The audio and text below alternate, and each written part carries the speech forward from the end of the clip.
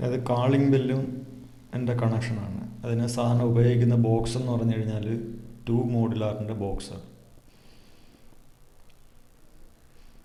അതിൻ്റെ ഹൈറ്റ് എന്ന് പറഞ്ഞു കഴിഞ്ഞാൽ ഉദ്ദേശം ഒരു 120 സെൻറ്റിമീറ്റർ ഗ്രൗണ്ടിൽ നിന്ന്, അതായത് FF level.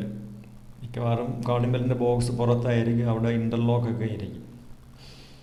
Switch socket type സ്വിച്ചും ഉണ്ട്, അല്ലാതെ സ്ലിം ടൈപ്പ് സ്വിച്ചും ഉണ്ട്. അതിലേത് വേണമെങ്കിലും രണ്ടിനും ഇൻഡിക്കേറ്റർ ഉള്ളതാണ്. ഇൻഡിക്കേറ്റർ ആകുമ്പോൾ ന്യൂട്രും ഫേസും വേണം ആ ബോക്സിലേക്ക്. 2 മോഡുലാറിൻ്റെ ബോക്സിലേക്ക് ന്യൂട്രും ഫേസും എർത്ത് ആവശ്യമെന്ന് കണ്ടു കഴിഞ്ഞാൽ എർത്തും വലിക്കും. സ്വിച്ച് ബോർഡ് എർത്ത് ചെയ്യുന്ന ഒരു രീതി ഉണ്ടെങ്കിൽ.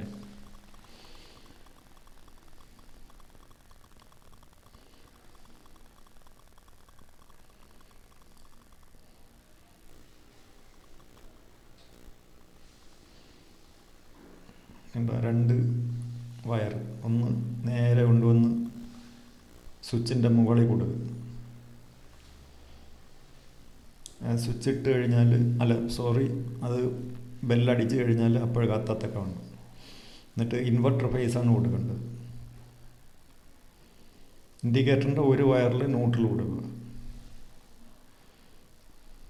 ഇൻഡിക്കേറ്ററിൻ്റെ ഒരു വയറിനകത്ത് ന്യൂട്രൽ. പിന്നെ ഇതിൻ്റെ ഔട്ട് വയറെന്ന് പറഞ്ഞു കഴിഞ്ഞാൽ സിറ്റ് ഔട്ടിൻ്റെ ബോക്സ് വഴി, പല ബോക്സ് വഴിയും DB വഴിയും ഹാളിൻ്റെ ബോക്സ് വഴിയൊക്കെ ചിലപ്പോൾ ഔട്ട് വയർ കയറി ഇറങ്ങിയായിരിക്കും ബെല്ലിലെത്തുന്നത്.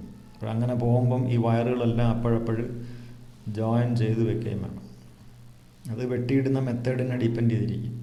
പിന്നെ ഈ വയറെന്ന് പറഞ്ഞു കഴിഞ്ഞാൽ ഇതേപോലെ ഒന്ന് ടേൺ ചെയ്തിട്ട് കഴിഞ്ഞാൽ അറിയാൻ പറ്റും കാളിംഗ് ബെല്ല് ഫിറ്റ് ചെയ്യേണ്ടത് ഇന്ന സ്ഥലത്താണെന്ന്. ന്യൂട്രും ഫേസും ഇതേപോലെ ഒന്ന് ടേൺ ചെയ്തിട്ട് കഴിഞ്ഞാൽ കാളിംഗ് ബെല്ല് ഫിറ്റ് ചെയ്യേണ്ട സ്ഥലം നമുക്ക് അറിയാൻ പറ്റും. ഓക്കെ.